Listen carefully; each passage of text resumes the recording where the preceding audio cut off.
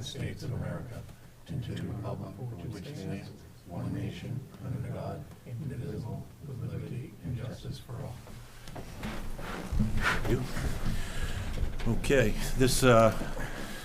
this meeting of December 1st, 2025 is being broadcast live by Chelmsford Telemedia and being recorded for viewing of the general public in the future. So our first agenda item this evening is election of officers. For those that aren't aware, we did have a resignation of our chair at the last meeting. So we need to reorganize the board, and we'll go from there. So election of officers. Jeff, we'll start with you. All right, I'd like to nominate Pat to be our chair and Pat Wojcik to be our vice chair, and let Aaron finish his year as clerk. Okay. So we're voting on all positions like a brand-new reorg? Yeah. We can do it just like he proposed it, or we can But do it no individually. Dana Vincenzo, so. That's debatable. I'll second that. Do you have anything to? Discussion? No, I wasn't planning, I was planning on just that we were gonna do a new chair, and I figured we were all in our positions, so I was gonna nominate Pat to round out the year and finish up as a prior chair. So I don't know if anybody else has any other opinion on that, otherwise we can vote. Do we have Is to, that are you doing a nomination? well, I guess, is that, so, We have Again, one I wanna- nomination with a second. okay. But he just did the whole round. Are we gonna do Yes. one at a time? Like, I How don't. would you like to do it? I thought we were just gonna be voting on a chair, and I was gonna nominate Pat to fill in the Oh, position, we- since we- we all had positions already. Right, but if I move up, then we need to vote my previous position, so, which is kind of what he just did, so. Okay. So do we have any debate on that, or we vote on that, and if that doesn't pass, we do something else? Again, I've only done this one other time, and it was, Right. Is there any discussion? Aaron, I appreciate the sentiment. I think we should just do what Jeff did, because I think if we do the other, we're gonna end up with a tie for the chair, and that would not work well. okay, Any further discussion? done. Seeing none, all in favor of Jeff's motion? Aye. Aye. Okay, Okay. it's 3-1. All right. Oh, I thought it was 4-0.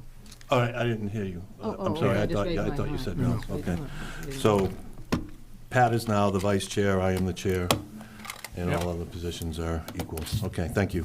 All right, discussion with the town state legislative delegation to discuss legislative priorities. And we have a letter here that went out, and we have Senator Barrett with us here this evening, if you would come up and join us at the table. And Paul, do we have anybody online from anybody else?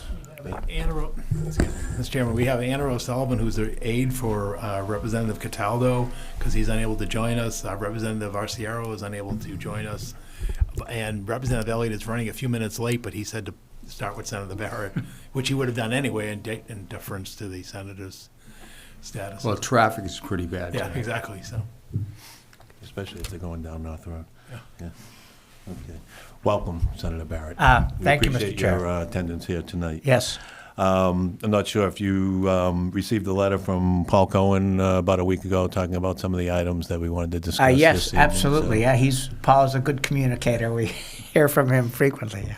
Yeah, absolutely, absolutely. So why don't we'll just go right down the list, and we'll start, and if Representative Elliott shows up, we'll backtrack a little bit. So the first thing that is on the list to talk about is the Chelmsford Home Rule petition to allow the town to adopt a bylaw to prohibit or restrict the application of second-generation anticoagulant rodenticides. Pretty close enough. Yeah, something like that. Well, I think there's a great deal of support for such an idea. There is a statewide bill. of which I've been a co-sponsor for quite a while. The home rule bill is a good plan B because there's always a queue in the legislature, and even ideas with significant support sometimes get caught up in traffic.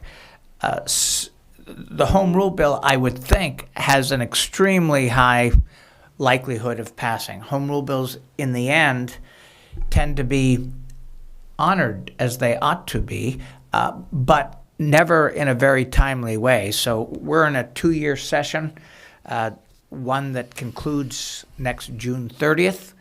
And sometimes, despite our best efforts, slews of home rule bills are approved near the end of the 2 years rather than in sequence as they're submitted by communities.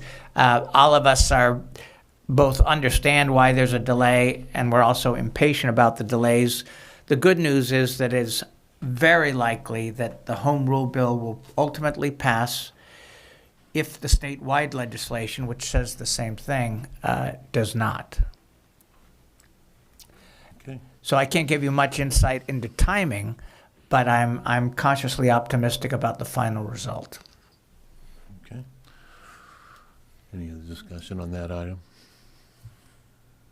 No? Okay, we'll just move right along.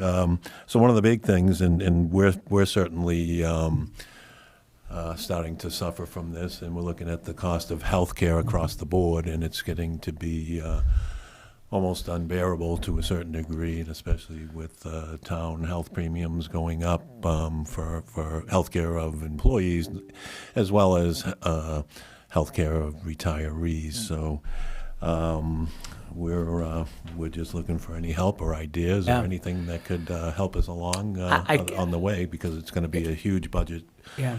constraint for us. I think we're in some significant difficulty with relatively little short-term relief. I can tell you what's happening at the state level as well. Our tax collections, even though the economy has been iffy and sometimes turbulent, the state tax collections are actually coming in just above projection, despite all the uncertainty occasioned by everything from tariffs to New England and Massachusetts-wide factors. But our expenses, like yours, are going up beyond projection. And we spend a great deal of time in the legislature trying to figure out why costs have gone up. And I'm sure you've read of the reasons that have been identified. To some extent, it's a nationwide problem, but it's a very significant one in Massachusetts. A lot of it has to do with these weight loss, I think it's GBT1s? GLP-1s. So they are very significant and totally unexpected. The latest data, it's really remarkable, and it has some positives. First of all, it's costing health insurers an incredible amount of money, which results in our premiums. Something like 12% of all Americans are now on these drugs. The good news is that the percentage of Americans now determined to be obese is actually gone down, and the data has indicated increases for years for all kinds of reasons. But we have fewer people who are overweight. Retailers are now telling us that it's a good news, bad news stories. Convenience stores and the snack aisle in grocery stores seeing very few sales because significant numbers of people have appetites that are satiated and under control. So we're hearing from our retailers that they're changing up the offering of goods in the aisle, more high protein stuff, because apparently there's an impact on your appetite. Also dampens your consumption of things that are good for you as well as things that aren't. So it's having a chaotic effect. But to return to the topic at hand, we don't know what to do about the unexpected popularity of these drugs. I think it's something that everyone from the President of the United States on down is grappling with. I wish I could give you short-term reassurance, but it is Has there been unclear. any discussions with the insurers, say Blue Cross, Blue Shield, or Tufts, or any of the, have you had, or any We committees have had them them in. in to discuss? We have them in all the possi- time. I should mention, Mr. Chairman, that a second issue that's very, issues number 2 and 3 that are very, one is our hospital systems are in incredible stress. Again, I don't need to tell you because we've all got family members who are experiencing this, but we have very significant difficulties keeping hospitals open. Very few are running in the black. The third issue, of course, is the shortage of physicians. I have family members who can't find PCPs. Very significant numbers of folks in my district cannot find primary care physicians. They're actually on waiting lists, waiting to be assigned in the case of Mass General Brigham's. But Mass General Brigham, as you might have read, is having difficulty recruiting physicians because of the high cost of living in Massachusetts. So between a shortage of physicians, and we can talk about what Massachusetts is trying to do to address the housing issue. I know Chelmsford's familiar with the transit-oriented development law and some of those efforts. Then we've got the difficulty with the hospitals, and primarily and unexpectedly, we have the difficulty with weight loss drugs and their popularity. I don't have a good short-term answer to offer either at the state level, where 50% of our budget is now Mass Save, the connector for folks who make a little more money than those who qualify for Mass Save, and state employee. Mass Health, Mass Save, but Mass Save is your energy program, Mass Health. I'm sorry. Thank you, Mass Health. Thank you, Paul. I know Yeah. you love Mass Save. You don't want to speak badly about Mass Save. Thank you. No, you saved me. So this is a real problem, and we spend a lot of time dealing with it, but no short-term solutions. Senator Barrett, I know we don't have a huge sample size at this point, but aren't the GLP-1 drugs limiting the amount of people who need limiting health issues down the road? I'm sorry. Yes, there is that positive side, which is people, after years of troubling trends, people are now healthier, and so that is the upside of these enormous health care bills. Is that what you meant, Jeff? Yes, because I use the GLP-1, and How's it going? so far so good. My doctors are happy. Yeah. And I'm on a trial drug with my thyroid, and all my blood tests are all come back positive. Oh, that's fantastic. So that's Not positive in the sense of good. yeah. Okay. Yeah, all my blood levels are great right now from what they tell me. So, but I understand that we don't have enough data to really offset the benefit. So I did get a letter because I'm on Mass Health Brigham as well, and I did get a letter saying at the end of the year they were no longer going to cover the drug. So, They're going down to zero coverage for you? yes. Whoa, that's upsetting too. Yeah, it's a little bit frustrating, but, you know. And it is- what do you imagine is the annual cost to your? My copay is like $75 a month. And what do you think it will go to? Over $200, easy. Unless we can somehow negotiate the drug companies to lessen that burden, which I think might be the ultimate Yeah.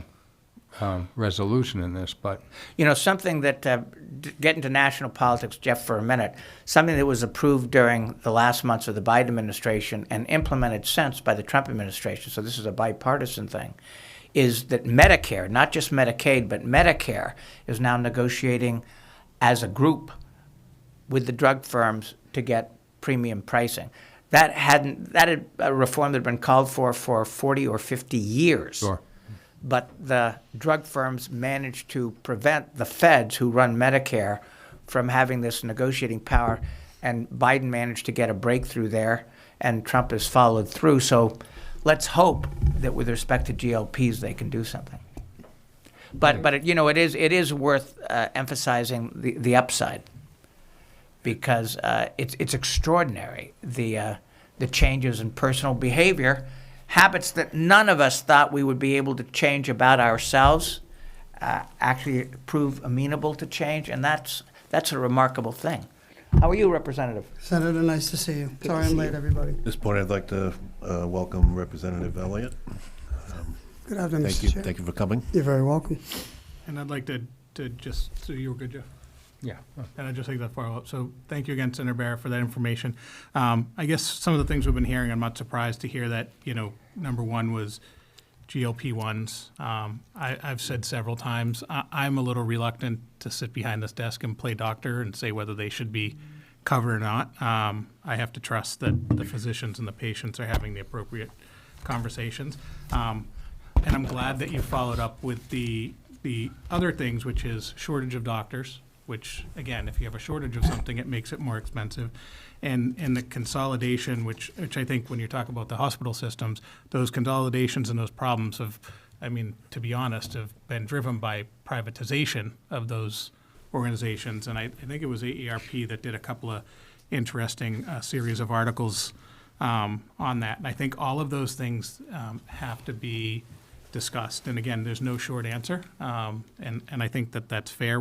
Every town and municipality is going to struggle with that. But I think that the state can only control what they can control. So things that we can do to foster a better environment for doctors and for businesses to, I think some of the problem has been self-fulfilled prophecy by the insurance companies.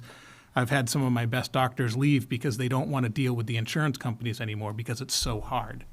So I think there needs to be true structural reform there, and none of it's going to be easy, but we're all in this boat together. So I appreciate you bringing up those points, but I get concerned when we start talking about the cost of GLP-1s being the number one biggest problem. I think they're probably all co-equally problematic. Well, I'm all for GLP-1s. But I'm citing the data. Our reports are that the unexpected, unpredicted factor are the GLPs, and that they're currently driving increases that weren't predicted. But I take your point, and I take Jeff's. These are important breakthroughs. Breakthroughs cost money. The other thing that's going to happen in a couple of months is they're going to be released in a pill form. And what the concern is, they don't know how that will drive demand, because there's many people who won't want to inject themselves with a GLP-1 drug, but they're much more comfortable taking a pill.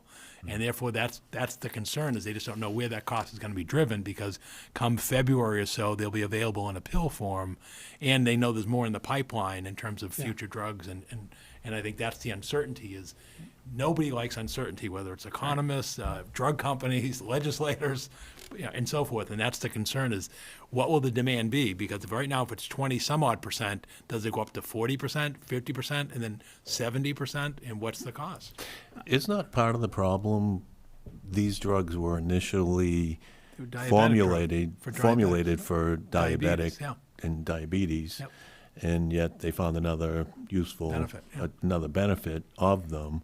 But it seems to me there should be a balance somewhere that a diabetic person should not suffer, no, they're not gonna by remove not them for getting they're not not gonna getting remove them for that. But by the same diabetics, no. token, what's the trade-off of the person that is not diabetic but has? Well, Jeff's report of his insurer is very upsetting, because I don't think doctors are going to deny their patients these drugs if patients ask for them.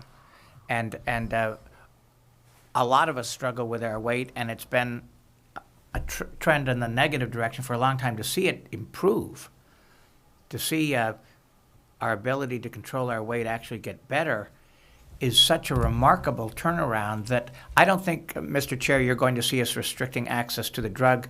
The problem is providing access, but Cost. charging people an arm and a leg. And my doctor has already said she was going to appeal on my behalf, because terrific. she's seeing a positive result from it. So we'll Yeah. see how that goes And once we get there. I think what the state can do for us, and what our legislation reps can do for us, is we can work towards those long-term structural forms. They can work with the insurance industry. They can work with the medical industry to solve those real structural problems that don't go away in better budget environment, guys.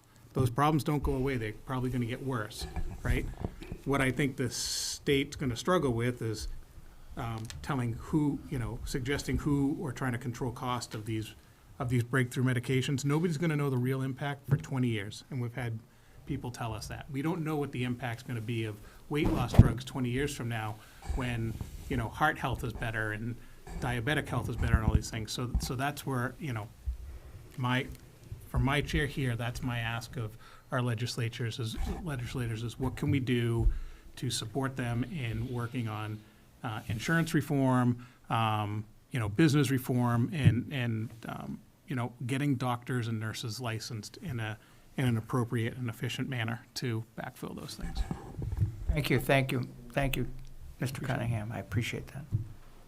Representative Elliott, I don't know if you want to add, we're on the controlling the cost of healthcare item that we had sent the letter on. I don't know if you want to add I'm sure the that at senator all. gave a thorough explanation, but what can I can tell you from my perspective is I'm a member of the Committee on House Ways and Means, and we did have the governor before us, and she has filed legislation to address, certainly the issue of the weight-controlled drugs. It is a driver, and it's a big driver in this, in this factor.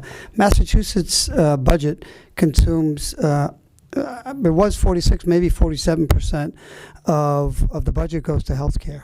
Across the board.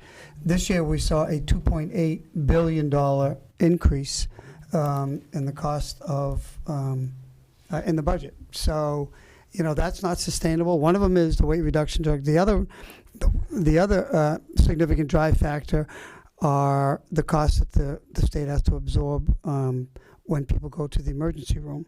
It's 3 or 4 times more expensive to get services and medical treatment at an ER than it is an acute care facility, for instance. So I think there has to be some shift in the way that treatment is triaged, and as well as, and again, substance abuse, mental health. These, the big factors of no surprise to anyone are driving those costs up, but it's also not sustainable from the state's budget perspective. A $2.8 billion increase in one fiscal year is not sustainable. So I think you'll see the legislature. This will be it will be one of the major issues, in my opinion, that we'll take up, because we'll be, before we know it, we'll be going into the next fiscal year, developing of the budget, and some of these reforms will have to be in place, before that. So it's a long discussion, but the committees are addressing it, and I think we'll see some of these reforms as we move forward. Just to accentuate another positive point, trying to find some silver lining here, improvements in health are the most silver of linings, but another is that Massachusetts remains a state with the highest percentage of its population covered by some kind of health insurance. You remember Romney Care preceded Obamacare. So we got an early leg up. We still, in the end, wind up extending health care coverage, insurance, if you will, in some form, to a greater percentage of our population than any other state in the union. So people are getting some access. That's why this physician shortage, in part, is driven by the fact that everyone is in the hunt. Everyone is able to, almost everyone, 97% of us, have some sort of coverage. So the physician shortage is worrying, but there's a sense in which it's a function of our success in giving people some financial help. And you probably know this, but you're not the only community. It's between ed reform formula, Chapter 90, and healthcare costs on communities. Those are structural deficits that, I've been traveling around to some other communities, and it's the same concern. We can't do it. We do have some communities now that are self-insured going to the GIC. That helps by the economies of scales. It brings, the more communities and individuals in, it does help, but there's still real reform that has to take place outside of that. Of course, you also had to bail out the GIC, too. And we had to bail out the GIC. By $250 million, yeah. Nicely said. Pat, do you have anything to add to the Do not. healthcare? No? Okay. Okay, why don't we move on to Chapter 70, funding allocation methodology, and if I'm correct, we're going to take another look at Chapter 70 The funding. legislature has to, because you've only got 1 year left of the Student Opportunities Act for the funding formula, and Right. us and others want a more equitable methodology, because right now, as was noted by the representative, it's, $150 a student isn't cutting it, and that was a good year, and that's a concern going forward, is the cost of education. It's now, it's just growing, same thing, at levels that are far outpacing inflation. And with towns like us that are 77% funded by the property tax, certainly outgrowing 2.5% per year. Yeah. Go ahead, Senator. I do want to observe, and I echo the representative here. Could be a senator-elect soon. Don't jinx me. I'm still going to work with Chelmsford. Let's make that clear. We'll be working together. We do have the situation where what we're hearing from our chairs of Ways and Means, the House and Senate both, are the difficulties we're going to face because of the turbulence in the economy. It's amazing that state tax collections have held up and that we only have a migraine going on the spending side, because we all thought that there were going to be problems on the revenue collection side as well. We're really keeping our fingers crossed. If anything, if we start bringing in tax collections under projections, and we use these projections at the beginning of the budget cycle to set our spending levels, then our problems will get worse. So this is a very, very dicey season that we're entering. We'll know more, but not until April or May. The next time we're before you, I think, is in June. And then we will have gone through a budget cycle. We will have set local aid amounts of all kinds, Chapter 70 included. And let's hope that we manage to dodge a bullet and see revenue collections stay up. Is there specifically, or will there be discussion on the methodology of Chapter 70 funding? Not The reason I realistically. say that is I'm because,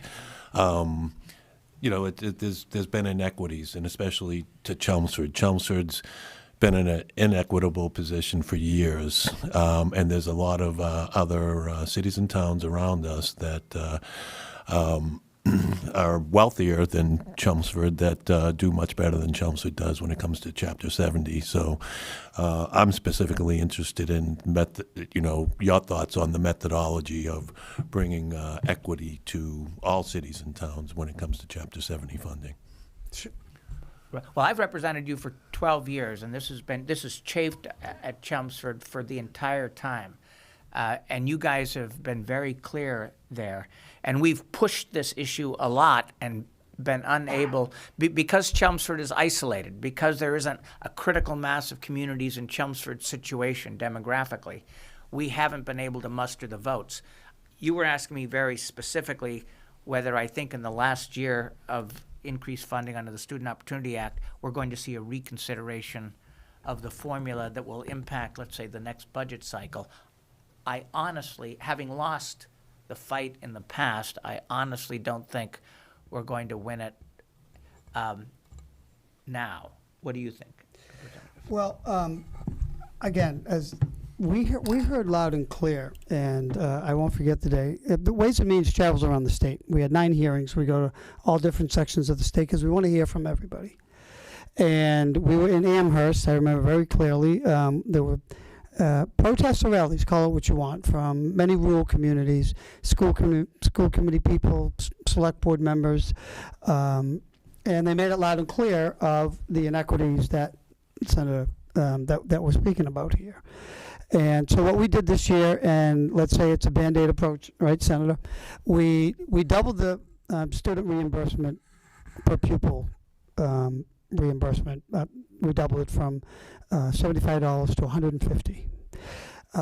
You will also know that we increased, because the other factor was the cost of reimbursement. It costs rural communities a lot more money than it does people in this, communities that have School bus city school bus. transportation, Yeah, for school bus transportation. So we increased that to 150 million.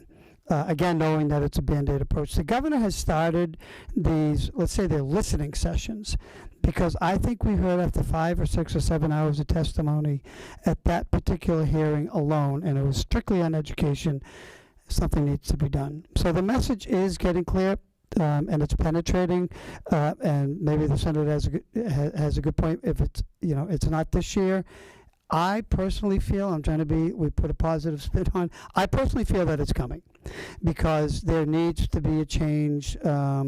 It's an old formula funding. Times change, and communities, rural communities, and smaller communities need help. So I believe there was the first one was in Haverhill. I think there was one recently, maybe up in the Fitchburg area. I'm not 100% sure. But the governor, these listening sessions on hearing from communities, they're going to continue, and I believe they'll come back with a recommendation. But let's say there's some light at the end of the tunnel. It probably won't be as fast as we would like it or you would like it, but I do think at some point that reform of that funding formula will change. Thank you. Anybody have any comments? I think those are fair. Can I jump in? Sure. So Rep. Cataldo's on the Education Committee, so he'll be part of any conversations on altering the formula. But the focus right now has been on trying to raise the foundation of the budget, because that's probably what would help Chelmsford the most without then accidentally hurting Chelmsford. Because there's a risk that reopening the formula would end up preferencing lower income communities over Chelmsford. So it's like we could go into it expecting that Chelmsford would get a bump, but in reality, like, it could happen, and it looks probably likely that it would end up actually hurting the amount of funding that Chelmsford receives. I think this is a tricky proposition. Both representatives are correct that there's a lot of tumult, a lot of discussion, but I find that they don't all move in the same direction. Chelmsford has about 34,000 folks, 34,000 people. It is actually middle to upper income. The rural communities that are also in there pitching, especially in Amherst, are in a different place in terms of their demographics. So I hate to be pessimistic. It makes one uncomfortable, but I'm trying to be realistic in terms of planning. What we've got to do is hold the line on local aid in general at a time when the budget could wind up being severely stressed. One thing we haven't talked about, perhaps we'll get to it this evening. I don't have your agenda in front of me. For example, our earmarks, which have been helpful to Chelmsford in the last couple of years. Those are always precarious in tough budget times. I hope those are maintained, because as I do my counting for the town, we've got a good, in one way or the other, from street maintenance to the Council on Aging, and a number of earmarks. I know the Representative Cataldo and Representative Arciero have done, as well as the two legislators you've got before you. We want to make sure those things aren't endangered, and they could be imperiled. So this is going to be a tough year, not one where we likely can expand help or assistance. The positive news is we do, that the Thrive Act, the millionaire's tax, has provided an unexpected boost in revenue for certainly public transit, but also for education, to fund things like the student. I think it was $100 million for the Student Opportunity Act. In fact, we just did a supplemental of $1.2 billion. The expectation the first year was going to be about $1.3 billion, and it came in at $2.4 billion, I think. So we don't know if that trend is going to continue, but like Senator Barrett said, we're hitting our benchmarks, keeping our fingers crossed, and we're pretty financially stable with that $9 billion in the stabilization fund. But a lot of uncertainty out of Washington, and we'll see what happens with midterm elections, because Medicaid, if that goes through, that is that's going to be a big hit to our budget. But we'll see if that actually materializes. Anything else on Chapter 70 funding? Okay. The next item on our list is inadequate funding of unrestricted general government aid. And I would just repeat my message. This is going to be a tough budget year, and I'm very concerned about what we're going to see. That would be a ditto. Appreciate It the is, brutal it's- honesty. Yes, thank you. All right, the next item is general discussion of some of the elements of Governor Maura Healey's Municipal Empowerment Act. And the first bullet is make permanent the flexibility to hold remote and hybrid meetings. I, being someone that has very much used Zoom meetings while I was sick, appreciated the fact that I was able to fulfill my duties by being able to Zoom in, and we wonder how the legislature feels about making this a permanent solution. I think there's, you correct that. I know that Rod's on top of this. I think there's a great deal of support. The provision in the governor's bill, if I'm not mistaken, would extend hybrid meetings through 2027. People, I think my colleagues and I, we would like to make it permanent as well. My hope is that the entirety of the governor's bill, because as you can see, there are many sections and segments to the Municipal Empowerment Act. I'd like to see the legislation as a whole finally move sometime before the end of this 2-year session. And I think there's a realistic possibility. I don't serve on the relevant committees. I'm not close to that issue in a granular way. Maybe someone else on this conversation is. But it would be good, since we can't deliver as many dollars as municipalities need, if we at least gave you administrative flexibility. And I think that perspective is going to carry the day Great, excellent. by next June. Okay. The next bullet, increase Chapter 30B thresholds for advertised procurements to 100K for all municipal purchasing, not just school procurements, which would be helpful to us. Well, all Thoughts? these are different parts of the same bill. Right. They are likely all to move. Maybe one might imagine a House or Senate Ways and Means Committee stripping out one or two because there's some sort of significant pushback from a sector that we don't know about yet. But fundamentally, all these bulleted points should probably be moving together.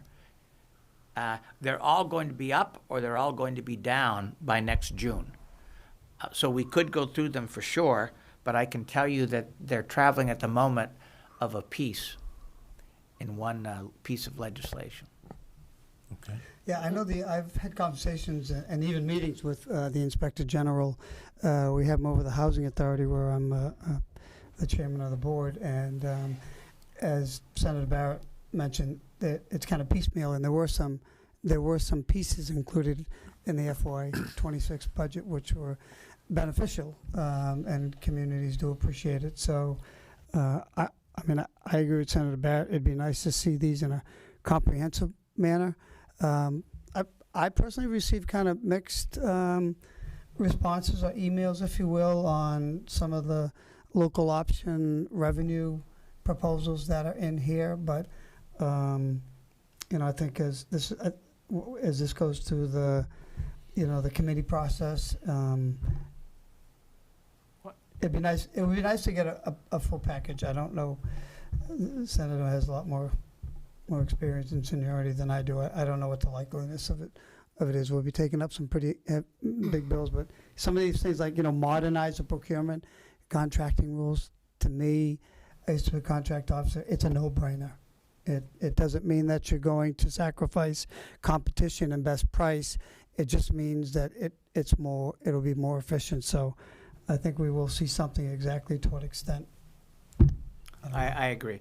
The revenue pieces, I support them myself. I mean, quite explicitly, I think you should have a local option to increase the lodging tax on hotel motel and other rentals, and I support the local option to increase the meals tax. It would be a Chelmsford decision then. Right. And I think, given that we not giving you significant amounts of general local aid, I think you should have the option to match revenues with expenditures a little more than you do. Are there any other possibilities for local options that have been considered? I think this is the vehicle, Pat, that these are either going to travel with this package, or because of pushback from different quarters, they'll get dropped. And I'll tell you the pushback that could happen, to be perfectly candid. If we can talk politics just for a minute. You have a gubernatorial election coming up next year. The polls show that the incumbent's doing pretty well, but she doesn't have a lock on her job any more than any of us have a lock on ours. So if the Republican candidates for governor come out against those local option taxes on the grounds that they'd be bad for residents, can't take any more taxes of any kind, local or state, then we're in trouble. The governor could decide to drop her advocacy if the polls show that her position is unpopular. I applaud her for doing what she's done. I believe she should stand her ground. I think all of us should take the heat, but Rod's absolutely right. You get mixed messages in your legislative mail on the local option taxes from folks who are just, don't want to be taxed anymore. So this then becomes a little dicey, and a lot will have to do with whether the Republican candidates come at her on those revenue questions specifically. I don't know whether they've articulated public positions, because you would hope that they would also be friends of local government. But if they do start criticizing those elements of this Municipal Empowerment Act, then their continuing presence in the law or in the bill become more open to question. Okay. Yeah, I mean, I agree with you. I mean, I support the ones that are here also. I was just wondering if there are any others that are in there or that also could be considered for local options, because, I mean, as Paul has mentioned, right now, with 77% of our budget is funded by real estate tax. We need other sources of revenue. Well, something I don't. You guys know your local politics very well, so I don't want to get into an area where I'm hardly an expert. But there's an interesting question. No, actually, a home rule bill proffered by a particular town to give it the latitude to increase these taxes is actually a strategy that's been tried for years. And those are the home rule bills that don't do too well. Sometimes they pass, but a lot of times they don't. So I had expressed at the beginning of this meeting optimism with respect to other kinds of home rule bills, because we respect town meeting and the select board's decisions on these things. But once you get into taxes in an election year, it becomes harder to handicap the outcome. Understood. Pat, I'd like to expound upon Representative Elliott's position on the procurement law. As somebody over the past 20 years in my professional career, I've had to deal with this.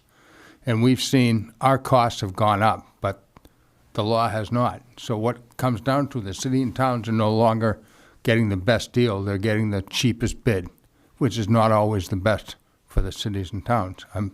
It needs to move with obviously costs are going up. I mean, you can't stop that. That's reality. And if the state doesn't allow the cities and towns to recognize that and give them the ability to work within that parameter, then you're handcuffing them to go to the lowest bid and not quality. So that's just my personal opinion. Yeah, and I think one element is there's a requirement for combis, which, and it's at its face value, it makes sense. But it's I think someone mentioned it's a cumbersome process to become eligible and to apply and get on combis. So I think that's one element here that goes away, and it does. There are some very good parts of this in the procurement to streamline the process, make it 100,000, because the cost of goods these days is, we need to increase that threshold. I agree. And to a term you just used, streamlining, which is what a lot of these are about, which is really helpful. I mean, if you talk about increasing bond terms from 30 to 40 years for school construction projects, that would help us. We're now embarking on a new school project. It would certainly help the constituency to, be able to bond that out over 40 years instead of 30 years to help rein in taxes somewhat anyway. So Yeah, the things middle like school that, there. are very important to us. Things as simple as, being able to impose a financial penalty for, utility companies that just refuse to remove the poles. And, and we have more pole That was a positions bane of my tonight. existence for 24 years on the city council. Yeah, so. We had like 400 at one time, forgive me. We're doing much they better were- these days, but we could certainly use some help to just try to move things along and really just help to take care of business the way it should be taken care of here in town. To say, okay, you've had enough time. Let's get this done. Things like eliminate the requirement to publish legal and public hearing notices in print newspapers by allowing online-only newspapers. That would help us. That streamlines. It saves time. It saves manpower. It saves all of those types of things. I think there's widespread support for all but the revenue pieces, and I hope those remain in the package as well. Okay. And then the final one that we're looking at is establishing an OPEB commission to examine opportunities to address unfunded liabilities from non-pension employee benefits, and again, this is another one that we're looking down the barrel of that as well, and and it's a serious consideration for us. So. Thank you for reinforcing the message. You're welcome. If I could just bring up one thing that's not here, one thing that I always remind you about and ask about, having to do with deposits on bottles and cans, how that might be going as far as increasing the deposit and/or applying it to water bottles, other Nip bottles. and nip bottles. Yeah. Right. So it's the Senate did it. The Senate did it, including NIPS, Okay. in 2024.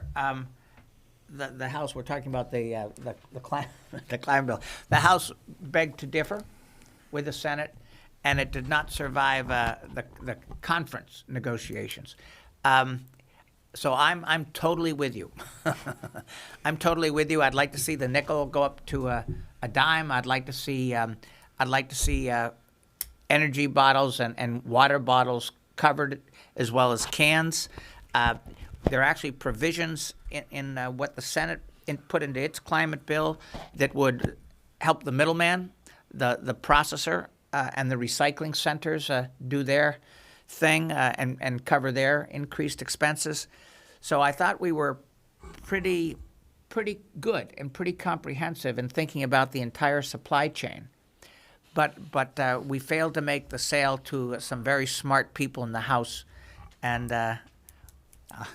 That wasn't me.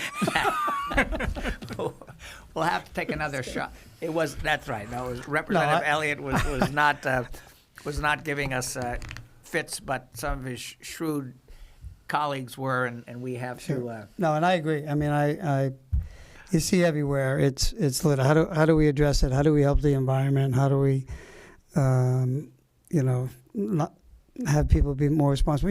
We all know that the recycling market is completely fallen out.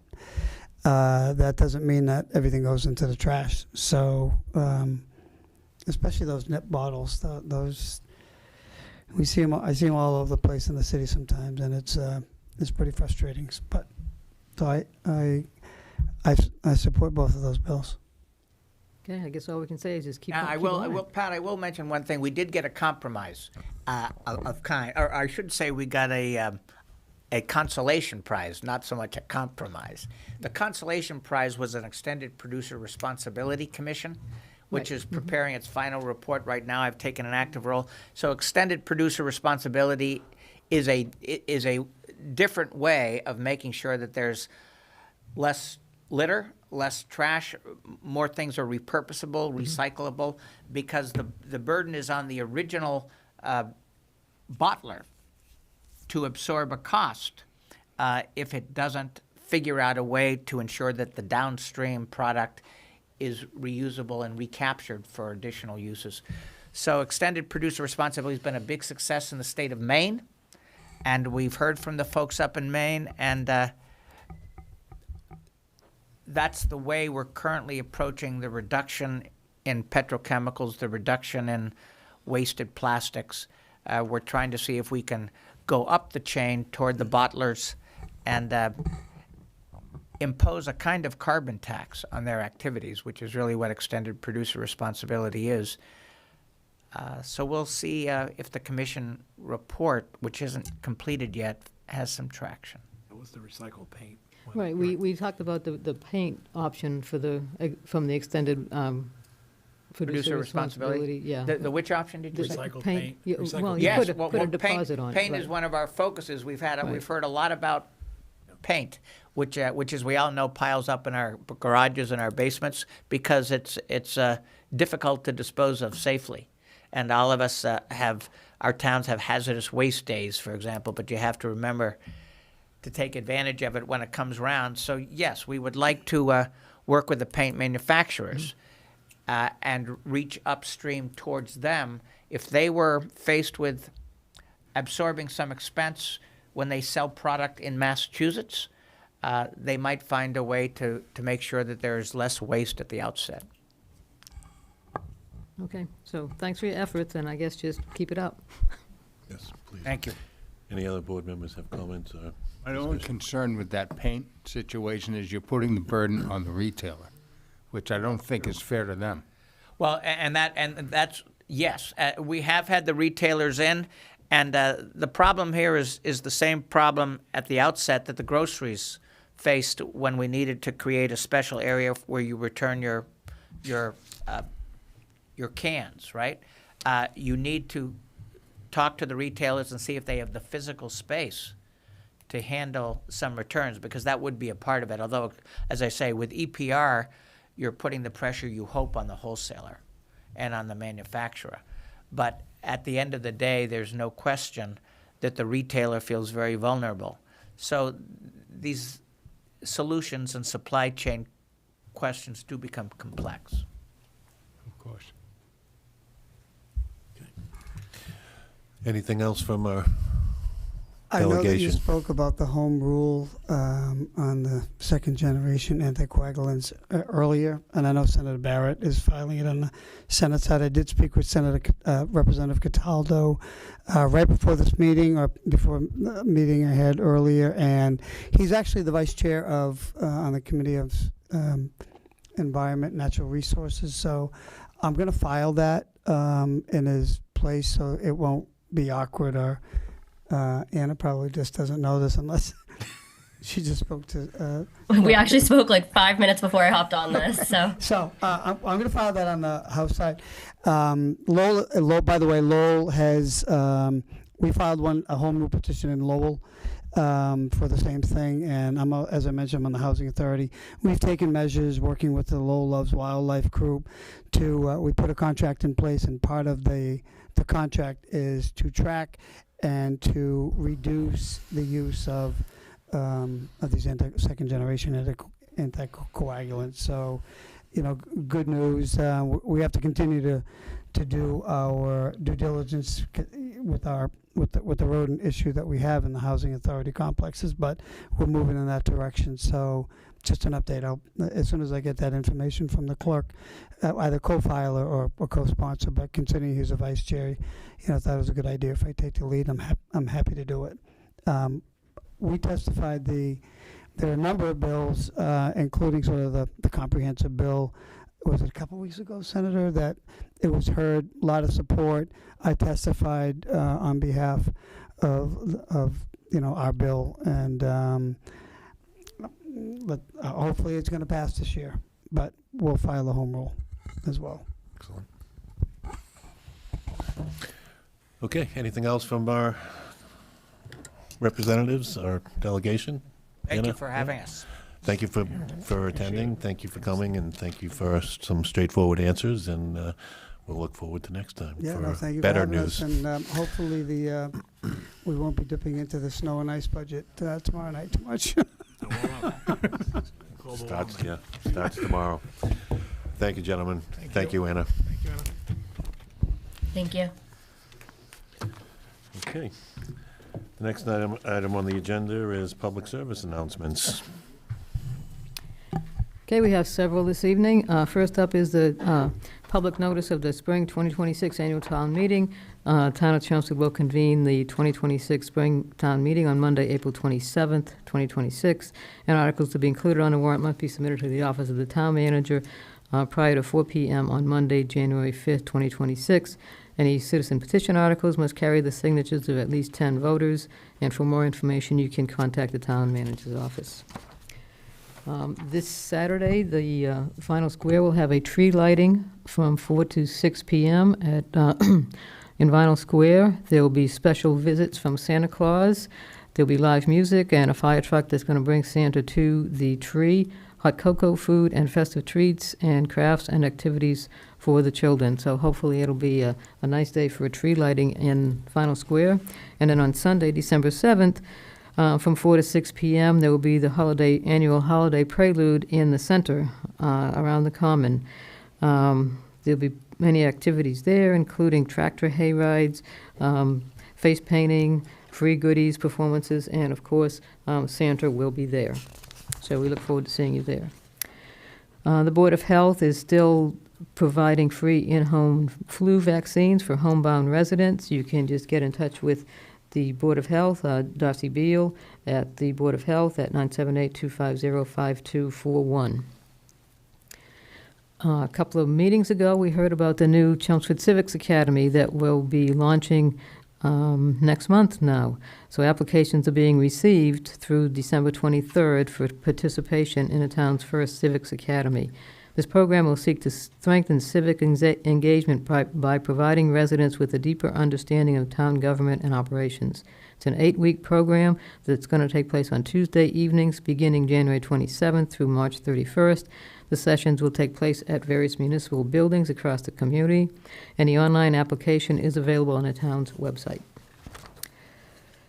The Chelmsford Memorial Tree Program has been launched. It offers residents a meaningful way to honor loved ones while adding beauty and shade to our community.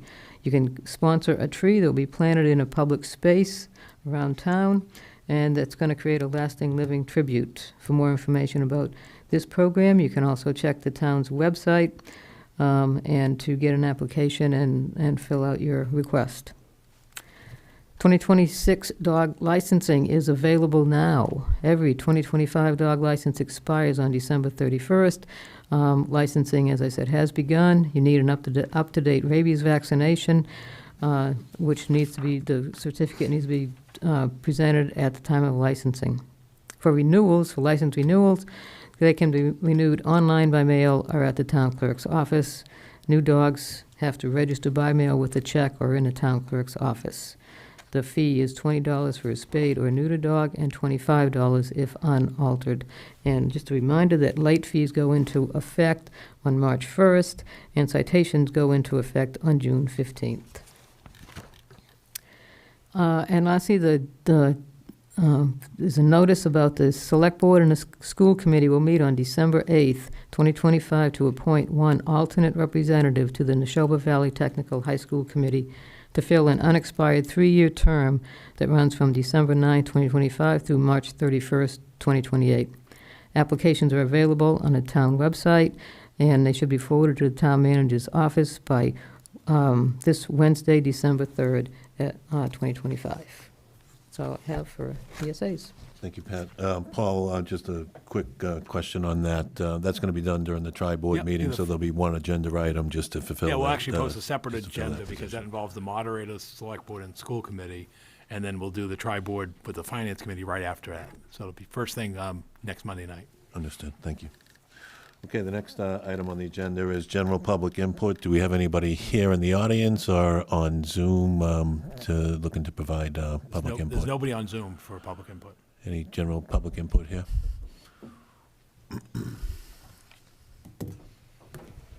Brian Martina, 15 Jesse Road, Chelmsford. Congratulations on being our new chair. Thank you for stepping up for that. Just a quick couple of comments. I was sorry that we couldn't address our state legislators. They're really hard to get a hold of ourselves. Wish we had public comment before their meeting, because that was quite a list of things that you asked, or Mr. Cohen asked them. I would also have added something like auditing the state legislature. The voters voted in April, I believe it was April, for 72% of the voters said we want the state legislation folks audited. The state auditor actually came to a meeting in front of the State House and with a petition to add that as a law, because she can't audit the state legislature. And then we probably should ask our folks why that wasn't done. Municipal Empowerment Act, I heard comment about that. That sounded like a tax increase to me. And as much as y'all talked about the healthcare expenses for our employees, I think you forgot about the retirees in town. When Obamacare came along after we did our own state version of healthcare, we actually went from 30 million folks in the country that had no insurance to 47 million today. Obamacare is a total disaster.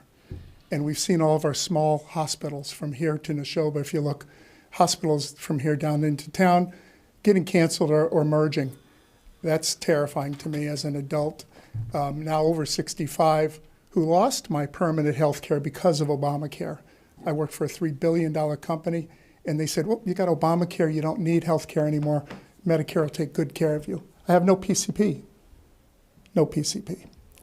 I have to manage it all on my own. It's horribly expensive.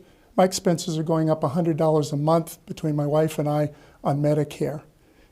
It's marginal insurance. My doctor canceled me because she didn't like the kind of insurance I had. Medicaid, if you will, for 3 months until I turned 65. When I turned 65, she was already gone. Forget it. Can't get one. On the other side of the fence, handicapped, accessibility, we all hear about that. My son has been in the COVID cave since March 13th of 2020. No services for Matthew. No services. That is, I think I wrote it down here. That is 1,439 days that my wife and I have been taking care of him full-time, 24/7, 365. No services. We had services out of Woburn for Matthew, for daycare facility, if you will, 6 hours a day, an hour here and an hour back in the van, 4 hours care. If I guessed that the state paid $20 an hour for the contract, you should all laugh.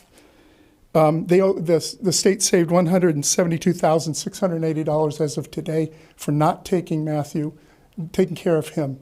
So Kathy and I have been taking care of him full-time, 24/7, 365 for 2,089 days since March 13th of 2020. I'll throw that back at you. If I give up my guardianship on my son, state of Massachusetts has a great program. They'll pay me $2.05 an hour to take care of him if I give up my guardianship.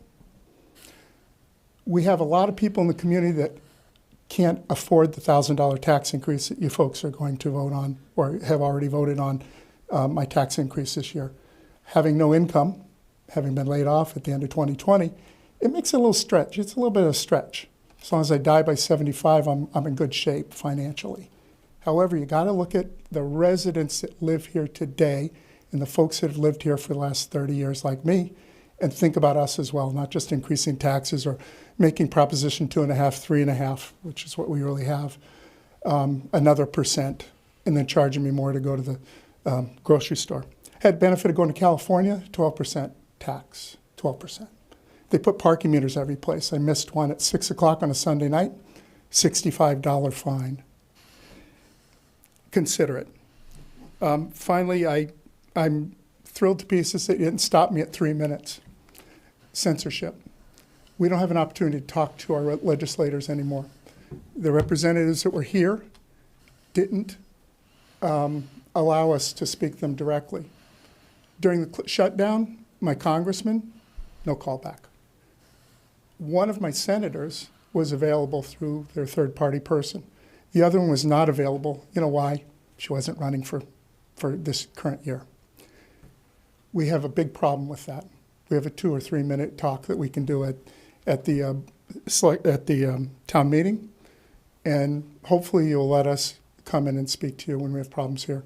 For the record, Turnpike Road has finally started to get a sidewalk. I asked Bernie Lynch, predecessor to our town manager, years and years ago, how come we don't have a sidewalk there? We put $500,000 in a state grant there. We put about, I'm going to guess, 300 yards of what looks like a padded marking area there and granite curbs to nowhere. It goes from a housing project that we stuck in there in 2019 down to a warehouse. Completely worthless and a waste of state money, $500,000. Anyway, we need to do better than that. And we need to do some cost savings both at the state level and at our local level as well, instead of just raising taxes and trying to figure out ways to do it. I'll give you a $20,000 idea.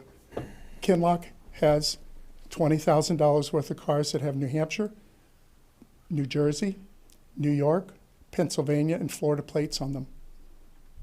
$20,000 a year. Since 2019, I'm going to guess that's about $100,000 you guys could have collected. We don't seem to care. Go to each one of these new housing projects and take a look at the license plates. Thank you very much. Thank you. Okay, the next, any other public input? Seeing none. The next item is committee vacancies. Okay, as of today, we have the following vacancies. The Agricultural Commission has one seat available. Bicycle and Pedestrian Advisory Committee also has one unexpired term. Board of Assessors has one vacancy. Commission on Disabilities has 5 openings of different term lengths. The Community Preservation Committee has one vacancy. The Council on Aging Board has 3 vacancies of different terms. Historic District Commission is looking for an alternate member. The Holiday Decorating Committee has one unexpired term. The Parade Committee welcomes all applicants. And the Final Square Strategic Action Plan Committee is looking for a business representative to fill the one seat they have for that. If you're interested, you can fill out an application online on the town website or contact the town manager's office. Pat, I'd like to follow up on that parade committee. Many of us are aging out. We've been doing this for over 20 years. We need new volunteers. We've got some young blood that have picked up the chairmanship, and we're excited about that. But if we don't get new volunteers, we're not going to have a parade. I mean, that's as simple as I can put it. Thank you, Jeff. Okay. The next item on the agenda is a couple of public hearings for National Grid and Verizon poll petitions, one on Galloway Road and one on Middlesex Street. Is there anybody here for the Galloway Road poll petition? Good evening. David Boucher, Senior Designer, National Grid, 1101 Turnpike Street, North Andover. Before I get to this particular petition, we have 2 tonight, I want to address the fact that you mentioned double polls earlier on. After I've done these 2 petitions, I'd like to give you a little bit of help with that if I could. But let's get back to the petition first, and then after we're done the petitions, I could just speak on that if you'd like. Okay. So let me just mention that we're going to open a public hearing for this. So this is a public hearing, but please go ahead. Okay. Our first petition is to place a new pole, number 2, on Galloway Road, as we've provided the drawing for. You've got that up on the screen. On this pole, we'll place a pole top recloser in our never-ending effort to continually bring power back and isolate outages and minimize areas when power does go out. This is part of it. Placing the new pole would enable us to put the pole topper closer in that part of town. And as I said, if when the power goes out, it basically, if we've got 1,000 people out in a particular area, and the reclosers, one recloser opens and another, we do switching, and we can isolate maybe 200 people out while we restore power to 800 people, and work on the outage and the reason why it's out. So if the town of Chelmsford goes forward and passes this petition, it would enable us to place the pole as shown. Okay. Is there anybody in the audience that wishes to speak for or against this poll petition? Seeing none. So just a note that from DPW, there was a memo from them noting that you have to maintain the clear width of 48 inches on the sidewalk for ADA requirements. Okay. So you're aware of that. Any discussion, deliberation from the board? Seeing none, I'll entertain a motion to close the public hearing. I'll make a motion to close the public hearing. I'll second that. I have a motion and a second to close the public hearing. All in favor? Aye. Opposed? That's unanimous. Okay. I'll entertain a motion to approve the poll petition as presented. I'll make a motion to approve poll petition number 31213061 as presented. I'll second that. Any discussion? Seeing none, all in favor? Aye. Opposed? That's unanimous. Okay. At this point in time, we will open up a new public hearing for a new pole on Middlesex Street in Chelmsford. Again, Dave Boucher for National Grid. As shown on the diagram at the corner of Edwards Place and Middlesex Street, we're asking for a new pole number 42-50. Similarly, this part of town, we'd like to place a pole topper closer there, enabling us to do switching and restore power in a better fashion going forward, creating better reliability and restoration for all the customers and residents. Okay. This being a public hearing, is there anybody in the audience or on Zoom that wishes to speak for or against this petition? Just because I'm here. State your name. Brian Latina, 15 Jesse Road, Chelmsford. Thank you. Our poles in front of my house happen to have a nice connection, solving problems from years ago when the power goes out in one section of the neighborhood. So I'd highly recommend that you approve this one as well, with the side comment that maybe we can make a deal with National Grid. When you put a pole up, could you take one of the double ones down for us? Thank you. We might get some light shed on that yet. Okay, anybody else that wishes to speak for or against? Seeing none, I'll entertain a motion to close the public hearing. Make a motion to close the public hearing. I'll second it. I have a motion and a second to close the public hearing. All in favor? Aye. Opposed? That's unanimous. All right, any discussion or comment by the board? Seeing none, I'll entertain a motion to approve the poll petition as presented. Make a motion to approve petition number 311-99671 as presented. Second that. I have a motion and a second. Any discussion? Seeing none, all in favor? Aye. Opposed? That's unanimous. And, yeah, we'll give you a quick minute or two to fill us in on how Thank you you. can enlighten us on how we can take care of all these poles that we really desperately want to get rid of. Absolutely, and you're not alone. All 18 towns in the Merrimack Valley, prior to approximately 5 years ago, had National Grid in the electric company installing in 9 of the towns, and the telephone company installing in 9 of the towns. If the electric company set the pole in a particular town, they remove the pole when the telephone company, which is the last party off, we would remove the pole. Telephone company sets in a town, the telephone company removes the pole. 5 years ago, we came to an agreement between the two companies We set all the poles in all 18 towns and cities. Telephone company, when they're done with their wires, which are on the bottom and the last to come off, remove all the poles. That being said, it's not always the telephone company. It could be the cable TV company. It could also be the towns who sometimes have fire wires that are fire department wires that are still on the poles. Your fire department has access to the system we have that talks between the utility companies. It's called Engines, NJUNS. If you're not familiar with it, your fire chief should be, and if he's not, he should get in touch with our liaison. I believe the liaison is Curtis Davis. Yep. Curtis. Curtis? Yep. Great guy. He knows, and I spoke with Curtis about 2 weeks ago about a very similar issue in one of the other towns right near here, let's just say. It doesn't matter which one. But it was the same thing happening there. And he's on that one. So I would suggest that you maybe have a conversation with him and maybe see where the problem is, and what you can do is probably focus in on the ones that have been there the longest. It'll say how long it's been.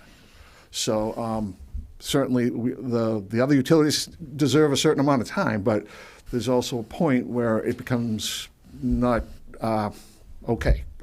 and Exactly. we understand that, and we definitely want to see if we can streamline the process for you, and so that you can see where it's happening. You can monitor it. I don't know how you would be able to dole that out to people to see on the council or not, but at least the fire department might be able to give you an idea which ones are the ones that have been there for the longest, and who's on them and who needs to take it off. We have a list that we go over monthly, I think. Oh, you do have it, okay. Yeah. So I don't know if that helps, but, yeah, no, I appreciate that. all right. Okay. All right, thank you. Thank you very much. Yep. Good luck.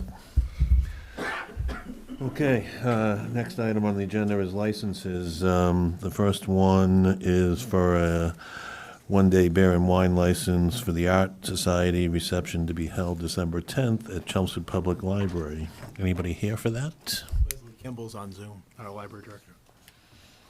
Leslie? Hi, everybody. Hi there. Could you give us a brief description of what we're looking to do? Sure. So the Chelmsford Art Society holds a few receptions at the library each year. We have a wonderful exhibit space in our meeting room. And so a couple times each year, they like to do something special, to have a little bit of wine with the art. And so that's what this is. Okay. Any questions from the board? Comments? No?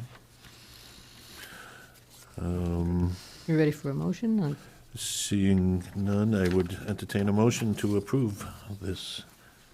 I'll make a motion to approve a one-day beer and wine license for the Art Society reception to be held at the Chelmsford Public Library on December 10th, 2025, as presented. I'll second that. I have a motion and a second. Any discussion? Seeing none, all in favor? Aye. Opposed? That's unanimous.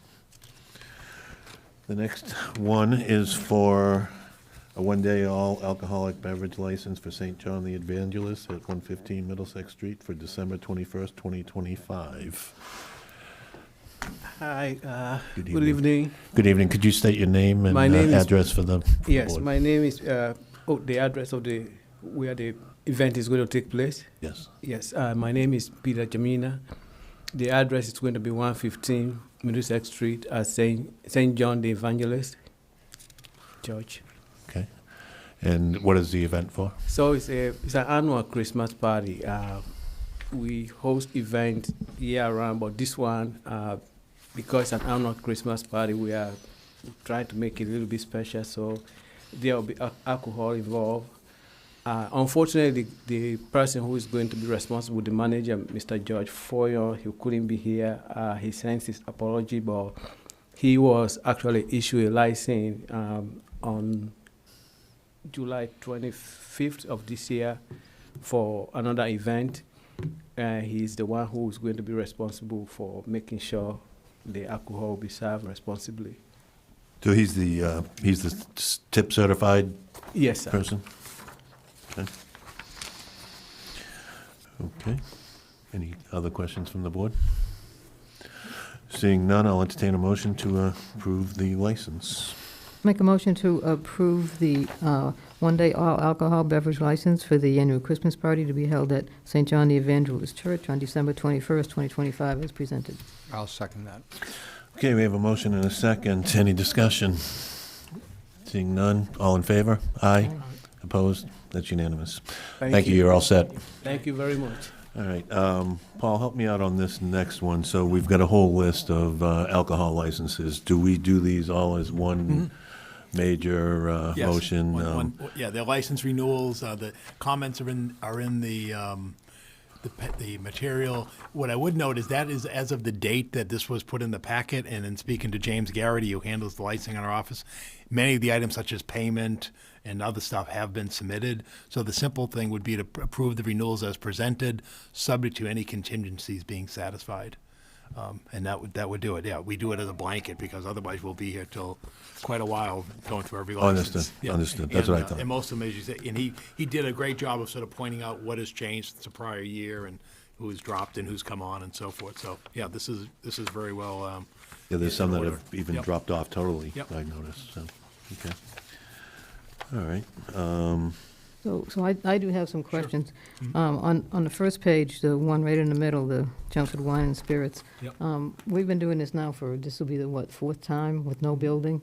Any status? Well, we know there's a building now. Right. They are before the planning board, and we have encouraged the applicant to come to this board, even informally, because they're going to have to amend their liquor license. They have chosen to, instead, to complete their work at the planning board, then they'll come to this board. So, as opposed for many years where there was nothing going on, they are now seeking formal planning board approval, mostly having to do with the wine tasting room on the top floor.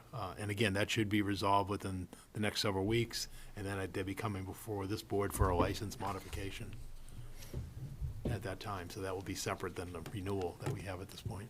Okay. On the second page, the fourth one down, I think it's fourth one down, Thai Jasmine, that no longer exists, right? There is no longer a Thai Jasmine. Well, you knew that. Yeah. We just approved, I don't know how it made, the- no, I'm kind of surprised that it made the list. Right. So can we remove that? Yeah, you can remove that one. I'm surprised that you must have passed over that. Okay, and then on the last page, there's two, Chelmsford Pizza and Doty's, both of which are no longer doing their beer and wine, so why are they not under CVLs? He's got in the footnote, the right column, dropped alcohol license, dropping beer and wine license. Okay, but they're not in the CVL one. Yeah.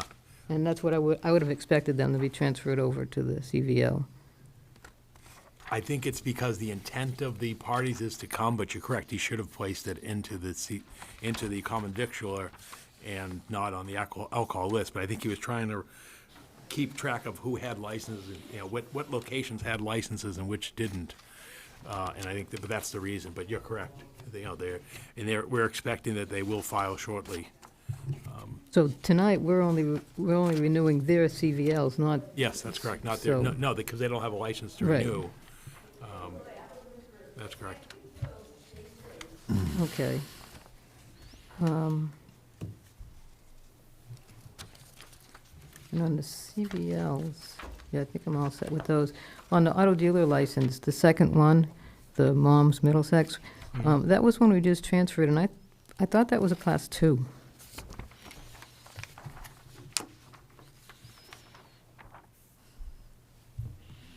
In fact, I know it was. I believe you're correct. That they were a Class 1, but my recollection is correct. The new license is a Class 2. Okay, That's Yeah, my recollection. That's the recollection I have. okay. All right, so we want it to be a Class 2. Okay, I think that's all I had.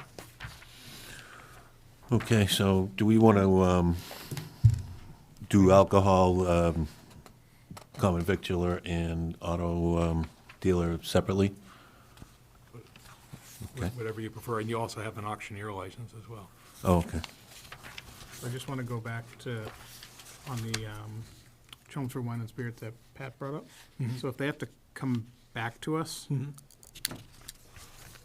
is it appropriate to renew it as it stands? Because they haven't opened. Yeah, we haven't given them an occupancy permit. They was called a pocket license, which meant they had the license because they need it for financing, oftentimes with the lending institutions. So that's why you've got to provide the renewal, because it enables them to maintain their financing, because obviously a lender would be hesitant to issue the license if they didn't have a liquor license in hand.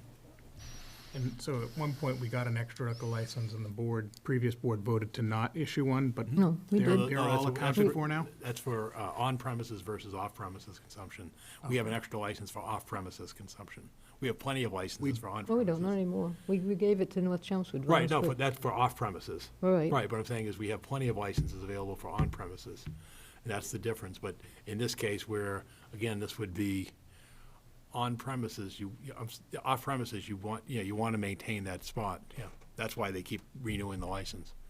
Yeah, no, I understand that, but the not to debate it, the question that I asked was answered, so I'm good. Okay.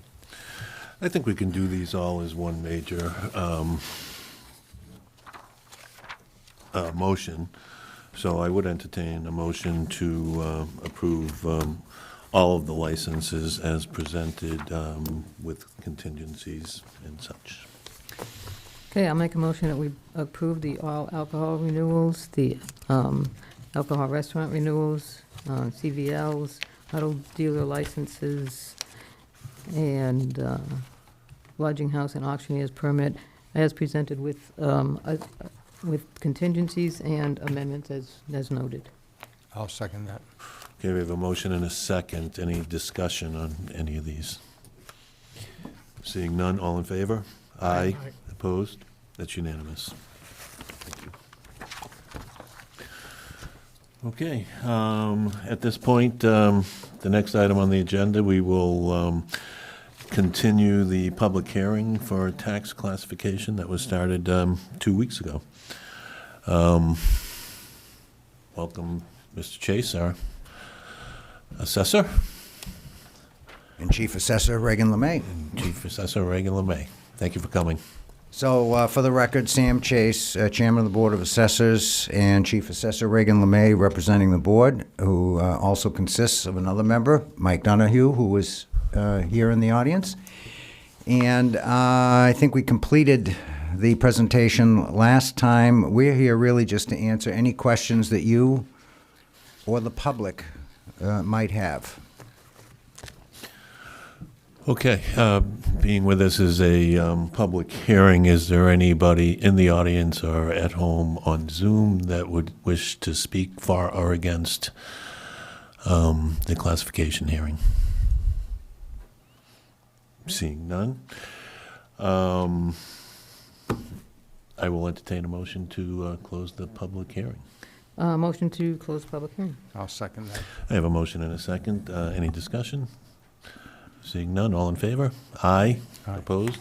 That's unanimous. Okay, so this is the time where we need to decide how we want to proceed based on the information presented to the board at the last meeting. So at this point, I will we'll start with Jeff. Well, you may all be surprised, but I do have some things to say on this issue. After taking 2 weeks to digest the abundance of information that the assessor's office gave us, and looking through everything and thinking back, this town has done, what, 4 different reports on this issue? I think more than any town in the Commonwealth of Mass. I know the first one was 1990. The most recent was 2019. Is that correct? The first report was done in the late 90s. And then there was a second report done in 2004. And then there was the Department of Revenue report done in 2004. And then there was a review of the 2004 tax classification report by the Select Board in 2005. And the last report was done in 2018. So obviously, we have looked at this thoroughly. So I'd like to take a second and refer, if you guys will indulge me a bit, I'd like to refer to the first report that came out and said, now, none of the reports came out and said yes or no to classify and not to classify. There was no recommendation. It was just, there were some data points given and some concerns and red flags. And the first report said, if you split the rate over time, you're going to see your commercial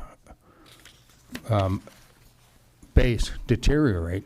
So since this board split the rate in 19, we've seen our commercial base gone from 20% to 15%, which is 25% loss. Now, is that directly a result of the split rate? I guess we can debate that. I guess one of the issues would come back with people say, well, more people are working from home. I agree. So should that allow us to make their homes commercial property?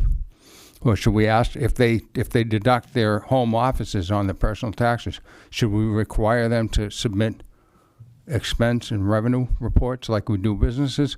I know the assessor's office, that's the last thing. I'm just saying this rhetorically, just as a point of discussion. And I'm not saying I support such a thing, but, well, let me go on. I'd like to also take a moment to recognize the incredible contribution that the business community does for this town.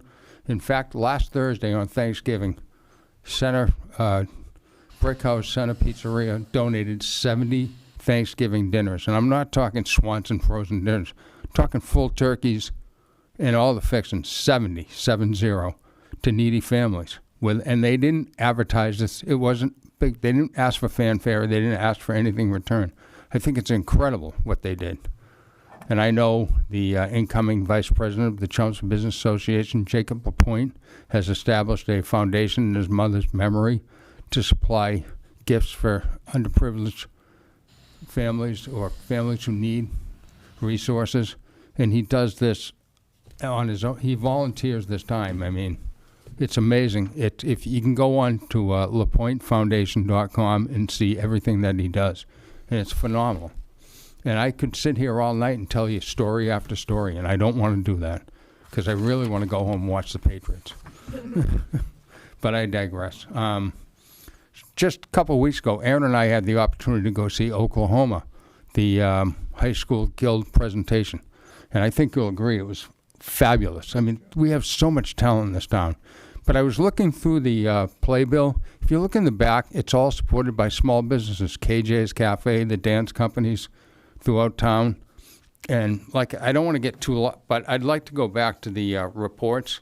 And I believe it was the 2018 report that said they didn't recommend splitting the rate or not splitting. They said, if you are going to split the rate, you need to do it incrementally, not 27% at a time like this board did 5 years ago, which was completely egregious in my opinion.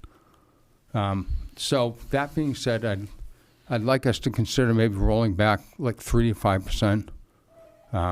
And I'll stop talking now. I want to hear your input. Aaron. Thank you. Jeff and I did have an opportunity to go see that show. So again, congratulations to the High School Theater Guild and all of our talented candidates. I see that every year because my kids participate, and and my wife works diligently, even though she's busy being a teacher in the PTOs. And I can't think of a time when local business when we approached them for something, didn't offer to support the schools. And again, they don't necessarily, doesn't get advertised in playbills. Zesties was amazing in supporting the rugby team last year in terms of making it easy for us to support the team dinners that they have after every match. So both sides have to get together and have dinner. Made it very easy for us, showed up on time, did what they needed to do. And so I am, and being a former small business owner, I can appreciate it. People think that just because you own a business means you have plenty of money to give, and that's definitely not true. But then I turn and I put on my resident hat, and I have to think about, well, if we change the rate, now we're asking residents to pay more. And we all know that just like the town is struggling, personal budgets are struggling. So I do wholeheartedly agree with Jeff in terms of these things need to be adjusted and reviewed as we do here. And, you know, when appropriate, we should make the appropriate adjustments. So I'm definitely in favor of considering an adjustment tonight. How much, I'm not quite sure yet. Well, but- Aaron, you make a great point, because any decision we make tonight affects the four of us directly, as well as our families. I mean, my dad's sitting here tonight. He's lived in town over 60 years, and he has a home, and whatever we decide tonight will affect him as well. It's just important for us to consider when we talk about doing this. We're talking about spreading a certain dollar amount over a huge portion of the town and versus the smaller portion. So I want us to think carefully on the impacts of both of those sides things, because a vibrant community includes their commercial and business base. Think about all the things that wouldn't happen if businesses couldn't survive or couldn't pay their bills and move somewhere else or went out of business altogether, right? What will we see in that playbill? But again, I'm going to ask that same question on the resident side. How do I ask somebody that's struggling with paying all their other bills to contribute, even if it appears to be a small bit more? So I just want us to be, that's what I've been thinking about these last couple of weeks. And I don't honestly have a good answer, but I'm hoping through some candid discussion tonight, we can agree on something that'll work for everybody. Okay. So, thank you. Thank you. Pat? Yeah, I mean, I agree with what both Jeff and Aaron have said, and I've been saying this for pretty much since I've been on the board, that the business community in Chelmsford is a wonderful friend and neighbor to so many organizations in town, and when there is a need, they always step up. And I always also note that the businesses are often subject to other fees that residences are not, including the worstly named thing ever, the personal property tax, which basically is all the equipment they use in doing business. I don't know why it's called the personal property tax. Perhaps we can figure that out sometime, because it's so misnamed. They also very often are subjected to higher stormwater and sewer fees from the town. So I think they pay extra for having their business in town, and we're so glad that they are in town.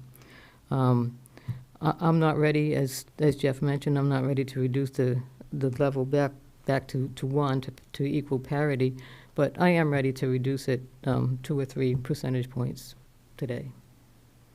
Great. Thank you. So for my part, and I echo what Pat just said, I know myself, we pay many more commercial fees for water, for sewer. When it was time to tie in sewer, I needed a grinder pump, and we had to, the business paid for that grinder pump. The grinder pump and sewer was not provided as it was for residents by the town. So we pay more fees in general.